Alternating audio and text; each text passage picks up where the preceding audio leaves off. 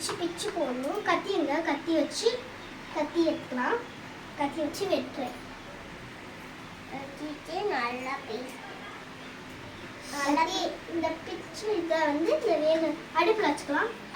இது நம்மளுக்கு அடுப்பில் வச்சுட்டு கொஞ்சோண்டு அந்த இலையை எடுத்து சேர்த்துக்கலாம். அடுப்பில் சேர்த்துக்கிட்டு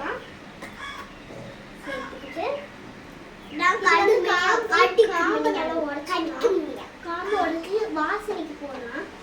ஸ்பூன் வச்சுட்டு கொஞ்சமா கடுப்பு பார்த்து இந்த வச்சுட்டு நல்லா கிண்டி புல்லு கட் பண்ணி வச்சிருந்தாலும் அந்த புல்லை சேர்த்துக்கிட்டு சாப்பாடுலாம் சேர்த்துக்கலாம். கொஞ்சம் அடுப்புல இருந்து எடுத்துக்கிட்டு தாளிச்சு எடுத்துக்கணும். இந்த தண்ணியெல்லாம் தாளிச்சுக்கணும்.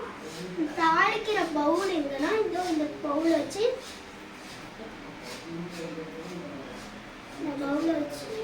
இங்க இருக்க இதை வச்சு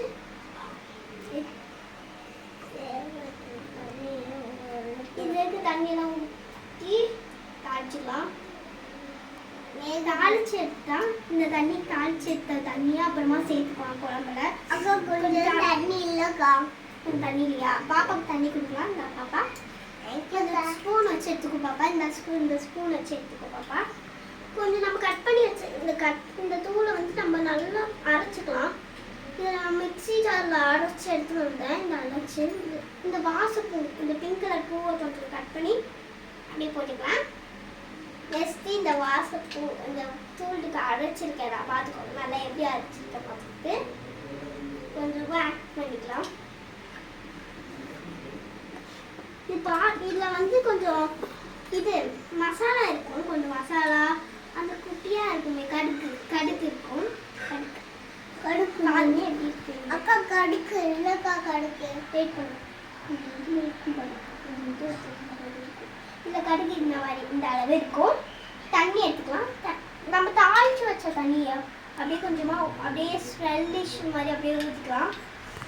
இது நான் ஊற்றி அப்படியே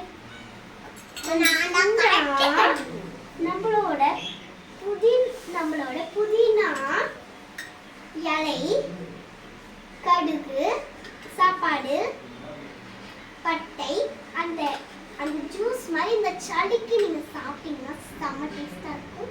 இதில் நீங்கள் புதினா தோலை நம்ம அடுத்த வீடியோவில் பார்க்கலாம். இது வரை சாப்பிட்டேன் இந்த அளவுக்கு. Thank you for my video. நான் தண்ணி கொட்டிக்கிட்டேன்.